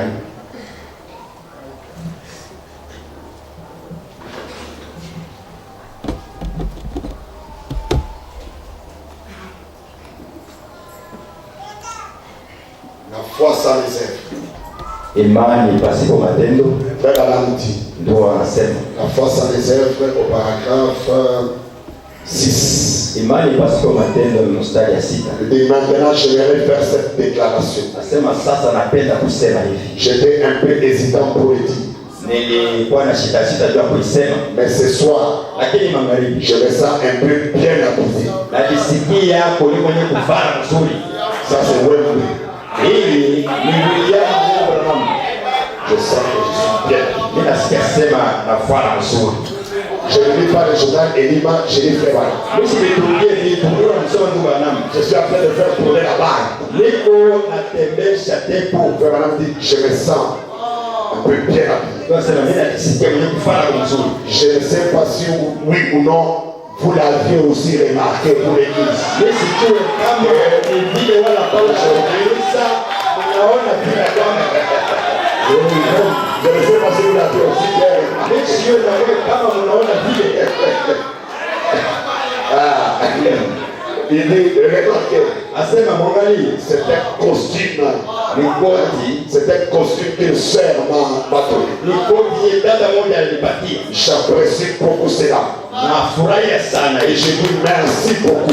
na nasema asante mingi. Que Dieu bénisse cette sœur. Mungu awabariki dada. Je vous remercie tous. Na wapigia asante ninyi wote. Les gens m'envoient et me donnent de belles cravates, Watu wananitumia na kunipatia makravato de nzuri, belles chemises, masheti nzuri, de belles chaussettes. anatumia mashoseti nzuri. Je craignais un peu de dire quelque chose à ce sujet ici à la chair. Nilianza kuogopa kwa kusema kitu cha hivi hapa kumbali. Dire des choses bien habillées. Sema vitu sasa Bon, nakuwa mzuri j'ai rien de le dire. Mbona sikia poka kuvisema kumbali. Peut-être que quelqu'un a pensé que j'étais trois points de Sasa moja mtu mmoja anasema nilikuwa nukta tatu. avoir une fausse impression que je disais cela peut-être parce que Kwanza kuanza mbasema nilikuwa nasema vile sababu Branham dit Branham anasema n'ayez pas de telles pensées. msikuwe na mawazo ya vile. Mais on apprécie vraiment cela. Lakini tunaitapa kabisa Je shehe. ne peux simplement pas laisser les gens faire des choses comme cela et ensuite ne pas en parler d'une façon ou d'une autre. Mimi siwezi tu kuacha watu wanatoa vile na kisha kukosa kuisema Vous savez, certains ne mettent pas leur adresse dessus. Je ne peux pas citer le nom de la dame qui m'a acheté ce costume. Unajua wengine waandikake majina yao wakati wanatoa vile. Siwezi kudai jina ule mama mwenye Parce que la alinipatia. main gauche, savoir ce que faisait la main droite, ce n'est pas bien. Sababu mkono wa kushoto kule kinye Je voulais seulement mkono apprécier cela du fond de mon cœur. nilipenda tu kuitapa mukeba moyo wangu. De tout cœur, j'apprécie cela. Kwa moyo wangu wote naifurahia. Et dans un super sens. Na katika ishara ya juu Paragraphe que frère Branham dit. tuko na manasema hivi mstari wa pili. Eh bien, j'aimerais simplement parler de ceci pendant quelques instants. Napenda tu kusema hii mambo mtakika kidogo. D'abord, Ya kwanza, je remercie chacun de vous pour votre joli cadeau de Noël. napitia kila mmoja wenu asante kwa ajili ya zawadi nzuri ya Noel. C'est complet que vous m'avez acheté. Hii koti yenye mlinyuzia Était-ce la même chose pour vous, frère de vie? na iko tena vile juu yako Tu as eu ce costume. na wewe ulipokea koti ya hili. Le frère de vie dit oui, j'ai reçu aussi. Unasema ndio na mimi nilipokea. Ah, c'est ça, incomplet. Asema hicho Eh complet. bien, les prédicateurs peuvent toujours faire bon usage d'un complet. Wahubiri wanaweza tu kutumia complet mzuri. Et ce complet me va à merveille. Na hii complet iko yenye kunyenea vizuri kabisa. Voilà, c'est magnifique. Na asema iko mzuri sana. Très magnifique. Iko mzuri sana. Il dit c'est bien. Asema iko mzuri. Eh bien, on transpire. Asema tuko natoka ya Et cette transpiration use des vêtements plus vite que n'importe quoi. na hii yasho iko naribisha mavazi kupita kitu kidogo. Et un prédicateur Na mhubiri doit avoir beaucoup de vêtements. anapasha kuwa na mavazi ya mingi. Et Branham dit Brahma anasema de très bons vêtements. asema na hii mavazi ya mzuri. Un tissu de coton vraiment bon marché Asema tissu ya koton ya chini chini va s'user en un rien de temps. yayo itaribika mu masiku tu kidogo. Il faut de la qualité. Inabidi ya bei ya mzuri. Donc un bon complet comme celui-là va pouvoir durer longtemps. Manake kompla mzuri saa hii itakawia sana. Ni Brahma mmoja anasema hivi. Et je veux que quelqu'un dise un grand amen. Anapenda mtu aseme neno kubwa. Maintenant dans Jehovah, j'irai deuxième partie. Sasa katika Yoba ile sehemu ya pili 64. Ah, 64 Mungu nous a envoyé un vrai prophète. anatutumia nabii wa kweli. J'aime très bien. Nampenda tu Branham. Frère Branham me dit, Ndio anasema il dit Dieu est bon. asema Mungu eko mzuri. Je veux que quelqu'un dise aussi Dieu est bon. Dieu est bon. Branham me dit, Branham anasema Dieu veut que nous possédons ce qu'il y a de meilleur. Mungu anapenda inye tunapasha kuwa na vitu vya vizuri sana. Dieu veut que vous, ses enfants, Mungu anapenda nyinyi watoto wake. si vous avez quelque chose, Kama uko kuna kitu que ça soit quelque chose de meilleur. kwepa kwenye vizuri sana. Branham me dit, nous sommes ses enfants. Bwana anasema tuko watoto yake. Il veut que nous ayons le meilleur qui soit. Ana anapenda tukue na vya vizuri sana vyenye kwako. Tusikie nasema nous sommes nous-mêmes ceux qui a des super. sisi wenyewe njoo basupa njoo vyenye vya super ni kwako. Et lui notre Père veut que nous ayons ce qu'il y a de meilleur. Na yeye baba yetu anapenda tukue na vile vya vizuri. Si vous croyez cela, alors dites amen à la parole. Super, meilleur. Super ya mzuri sana.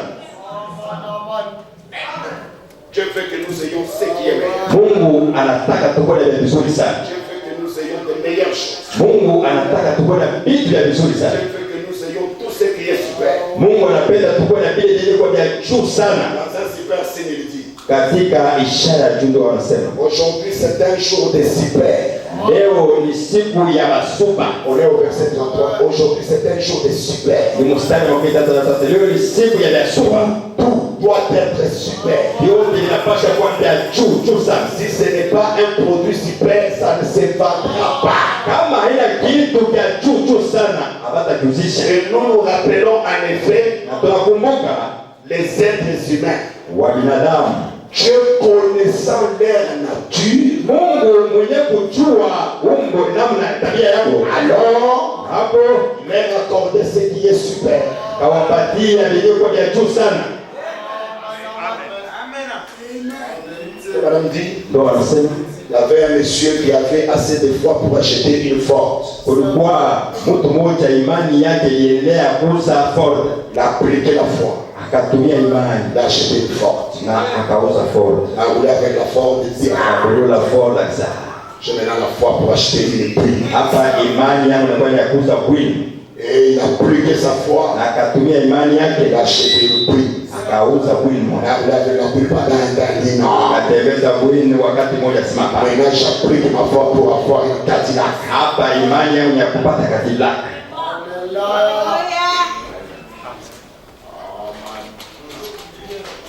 Nous sommes dans un âge super. Huko kizazi cha juu Et sana. Dieu veut nous donner ce qui est meilleur. Na Mungu yeye anapenda kutupatia ya vizuri sana. Dieu veut que ses enfants soient meilleurs. Mungu anapenda kutupatia kuwa wazuri Dieu sana. veut que vous ayez les meilleures choses. Mungu anapenda tuwe na vitu vya vizuri sana. Dieu veut que vous soyez super. Mungu anapenda tuwe ba juu sana. Alors si vous voulez demander quelque chose, Sasa kama unapenda kuomba kitu, demandez à Dieu ce qui est grand. umuombe Mungu kitu kimoja kikubwa. Ce n'est pas de l'orgueil. Haina kiburi. Non. Hapana. L'univers, ce n'est pas des choses. Yeye ni paka vitu vya milele. Oui. Ndiyo. C'est ça la nature de notre Dieu.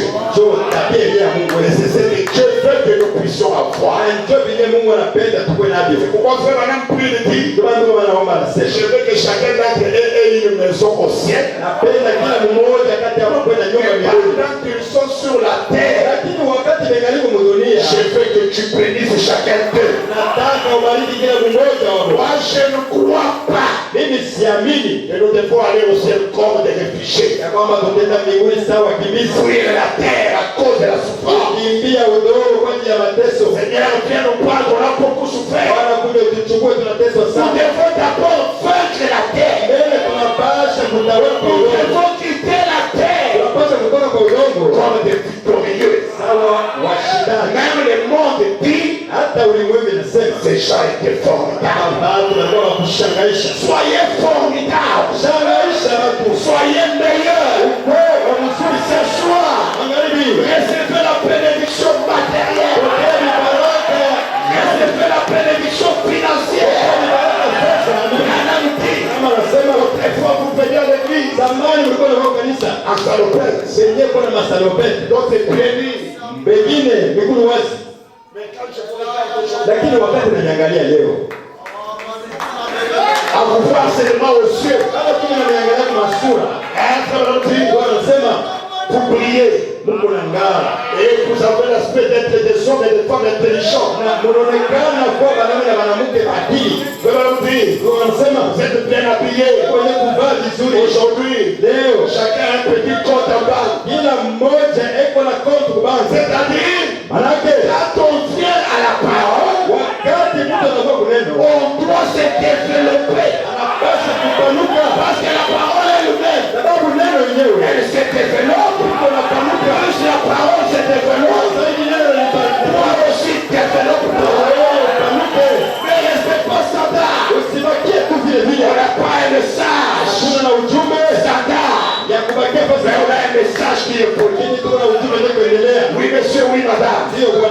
a frère Branham 47. Ndugu Branham 47. Il y a frère Branham 33. Na kuko ndugu Branham 33. Il y a frère Branham 47. Na kuko ndugu Branham 47. Il y a frère Branham 1950. Na kuko ndugu Branham 1950. Il y a frère Branham 60. Ndugu Branham 1950. Il y a frère Branham 63. Ndugu Branham 63. Il y a frère Branham 65. Ndugu Branham 65. Et en 65, Na 65. frère Branham a laissé Ndugu Branham aliacha dans son garage mu garage une voiture Mark 66. aliacha gari Mark 66. De 1966.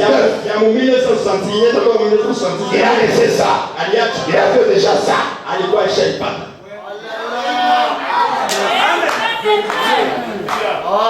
Donc on n'était pas un petit monsieur. Kwa mtu wa burebure. Non monsieur. Hapana On bwana. a reçu un grand prophète. Tunapokea nabii kubwa. Un grand homme. Mtu mkubwa. Un homme super. Mtu wa juu sana. Et les enfants de Dieu Na watoto wa Mungu qui croient son message. wenye kuamini ujumbe wa Dieu doit rémunérer chacun de vous. Mungu anapaswa kulipa kila mmoja. Le même Dieu qui a béni John Charlie. Mungu mmoja mmoja alibariki John Charlie. Le même Dieu qui a béni Gardner. Mungu mmoja mmoja alibariki Le Gabriel. même Dieu qui a béni Colgate. Mungu mmoja mmoja alibariki Colgate. Le même Dieu Mungu mmoja mmoja qui a béni tous ses frères alibariki wa ndugu wote. qui ont vu frère Branham Wenyewe walimwona ndugu et Branham. qui ont eu de grandes choses. Wenyewe walipokea vitu vikubwa. Que dirais-je de pilgrim? Nasema jeka pilgrim. Pilgrim. Les prix dans des maisons. Hakuwa anaishi tena manyumba. Pilgrim avait un ranch. Pilgrim alikuwa na kiwanja kikubwa. Il vivait dans les ranchs. Alikuwa anaishi mkile kiwanja. Et lui-même témoigne, il dit qu'il avait 25 voitures. Na yeye pekee anasema alikuwa na magari 25. Il dit frère Branham Anasema ndugu Branham m'avait donné un jour une dîme de $20. anipatia $20. Une dîme de $20. Anipatia chekumi ya $20. Et depuis que j'ai eu ces $20, Na tangu nilipata ile $20. je n'ai jamais manqué d'argent. Sitakosaka pesa. Et je garde ces $20. Na ile $20 niko nayo niko ichunga.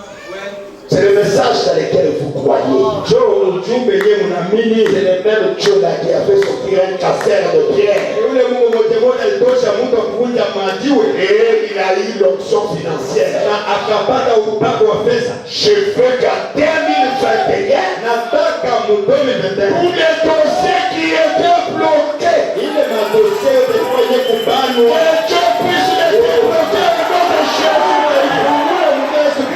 Je veux qu'en 2021, nataka mu 2021 tout celui qui était totalement bloqué, ule yote alikuwa mwenye kunaswa quelqu'un les débloque au nom de Jésus.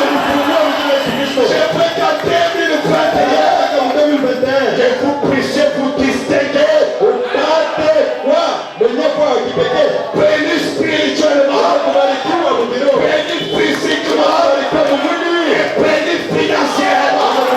pesa Que la nourriture ne manque dans aucune maison. chakula kipate kwenye matamoja Et vous travaillez peu utumike kidogo et vous gagnez beaucoup. na upate na mingi Et je veux que dans cette église, na mimi nataka mwii kanisa il y ait des chefs des entreprises. Je veux que dans cette église, il y ait des grands partenaires. Je veux que dans cette église, que vous soyez des directeurs de grandes sociétés. Que les militaires, qu'ils montent en grade dans cette église. Un frère Eric, mon capitaine, il faut vous mettre en grade à Néo. Que Dieu puisse vous bénir. Que Dieu vous élève. La Bible dit, soyez la tête et non jamais la tête. Je veux que cette année, même les plus petits que tous les frères, qu'ils voient la lumière de sa vie. Oui, monsieur, que le Dieu de la multiplication puisse multiplier votre carrière, puisse multiplier vos affaires. Allez de la foi, prospérer, soyez grand, soyez super.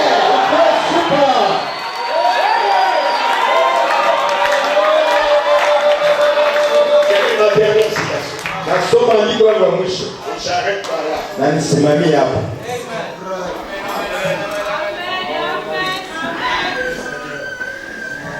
Dans les résultats de la décision. Katika jibu ya mpango. Les résultats de la décision. Majibu ya mipango, ya mpango. Il y avait un monsieur qui ne prospérait jamais, qui n'avait jamais de l'argent. Huko Tout ce qu'il faisait, rien ne marchait. Mwenyezi anaendelea mbele, ndio alikuwa anafanya, alikuwa anaenda mbele. Il est venu dans la ligne de discernement. Sasa akakuwa na mstari ya kufanua mawazo. Maintenant on lui donne pourquoi il ne prospérait pas. Sasa banamuonesha jua linakuwa naendelea. On dit mais non, Kwa sababu hapana, vous ne prospérez pas. auendelee mbele. Parce que vous-même vous avez dit vous collez un nom. Sababu wewe peke ulijipatia jina. C'est ce qui a amené la malédiction sur vous. Njoo yenyewe inakuletea laana. Vous vous collez des noms. Wewe peke unadilamika jina. Moi je ne fais rien. Vous êtes collé un nom. Mimi sitafanya kitu, ni jina unadilamika. Et je ne fais rien. Na utafanya kitu. Nous sommes ici. Si mimi na hapa. Je nous accompagnera. Utakushindikiza Parce pale. que moi je ne suis pas venu accompagner quelqu'un. Kama mimi usikuwa kupeleka mtu, Je vais venir t'accompagner comment? Je vais commencer par où? naanzia wapi kupeleka wewe? Moi ici que je viens c'est pas pour t'accompagner toi et commencer à t'applaudir. Moi ici, tu vois mon visage ici c'est t'accompagner quelqu'un. Unaona kumsuna mwili wako kupeleka watu. Je commence à applaudir pour les pas question, messieurs. Comprenez que tu es un leader. Est-ce que tu peux te dire où tu es? Je suis né pour vaincre. Je suis né pour vaincre. Vous êtes venus jouer un rôle sur la terre. Et vous êtes le maître de ces rôles. Il n'est pas venu accompagner un monsieur. Et tu es venu vivre ta vie. Alors au nom de Jésus-Christ, je te donne les désirs de ton âme. Et tu deviens grand. Soyez une référence. Soyez la tête. Débarrassez-vous de la négativité. Débarrassez-vous de toute personne qui vous décourage. Ayez des grandes visions. Crois-toi déjà. Crois-toi. Un grand homme d'affaires. Crois-toi un grand patron. Crois-toi une référence dans cette église. Crois-toi un poteau sur lequel les autres peuvent venir. Ne te prends pas pour un petit monsieur. Ne sois pas un pleurnichard.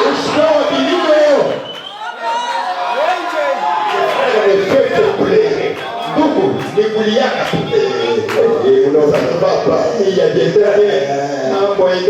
colères, non. Et ton nom, ça ne va pas, c'est ça ton nom. C'est colère, non. C'est pourquoi tout ne marche plus. Mais ce soir, par l'autorité de la parole, je suis venu changer ton nom. Tu es capable de tout faire. Je suis venu te dire que Dieu t'a créé pour être en bonne santé. Dieu t'a créé pour régner. Dieu t'a créé pour être maître. Dieu t'a créé pour être un grand homme. Je dis bien un grand homme. Je dis bien un grand homme. Je dis là où tu es, je suis un grand homme. Tu sois un grand homme se comporte comme un grand homme. Le moment que je suis un grand homme, à partir de ce soir, commencez à marcher comme les grands hommes marchent. Commencez à vous comporter comme les grands hommes se comportent. C'est le souhait de votre prophète. je veux que dans cette nouvelle année, asema nataka mwaka que Dieu vous bénisse sur le plan physique, Mungu atubariki sur le plan spirituel, mkiroho, sur le plan matériel, sur le plan financier. Si tu étais à pied, kama ulikuwa unatendana na que Dieu te donne une voiture. Mungu akupatie gari Si tu étais locataire, kama ulikuwa que Dieu te donne une maison dans le chemin. Si tu n'as pas du travail, au nom de Jésus-Christ, je te donne un porte-à-faux. Si tu étais malade, au nom de Jésus-Christ, je sors de guérison. Si tu étais un responsable, au nom de Jésus-Christ, recevez les bénédictions spirituelles. À lui la gloire, à lui l'honneur, à lui la puissance.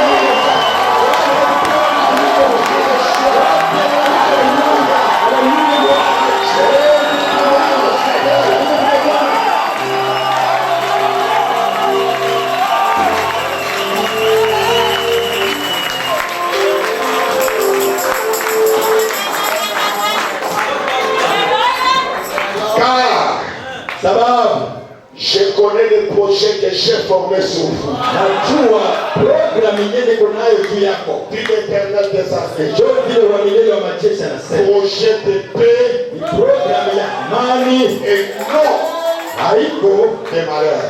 ya laana, Afin de vous donner un avenir et de l'espérance. sio kukupatia ujio na tumaini. Vous m'invoquerez Mutaniita et vous partirez. na mutaenda, Vous me prierez mutaniomba et je vous exaucerai. na nitawajibu, Vous me chercherez mutanitafuta et vous me na trouverez. mtanipata. Si vous me cherchez de tout votre cœur, Kama mnatafuta kwa moyo yote, en cette nouvelle année, muhimu mwaka mpya il y a encore de l'espérance. ama nikualika tena tumaini. Est-ce que vous le croyez de tout votre cœur?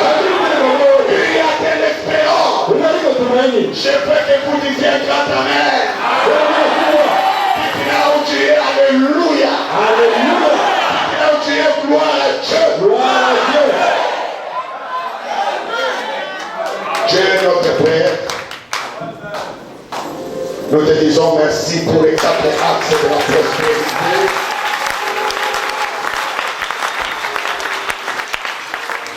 La parole a été prêchée. Les amens ont été dits. Les chants ont été chantés. Maintenant, Seigneur, le terrain est pour toi. Que tu y entres en scène.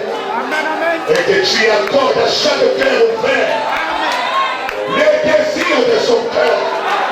La bénédiction physique, la bénédiction spirituelle, la bénédiction matérielle et la bénédiction financière. Tu es merveilleux, Seigneur. Tu es le Tout-Puissant. À toi la gloire, à toi la puissance, à toi les acclamations, à toi les cris de joie, à toi les alléluia. Parce que tu es merveilleux. Merci pour ta bonté. Merci pour ton amour. En tant que ton peuple, nous inclinons notre cœur, Seigneur. Viens, fais descendre ta pluie de bénédiction sur ton peuple. Que tout celui qui a écouté ce message, que les citations quittent les brochures, que les citations quittent les bars, et deviennent une réalité. Accorde-les, Seigneur. Au nom de Jésus-Christ, notre Dieu, notre roi.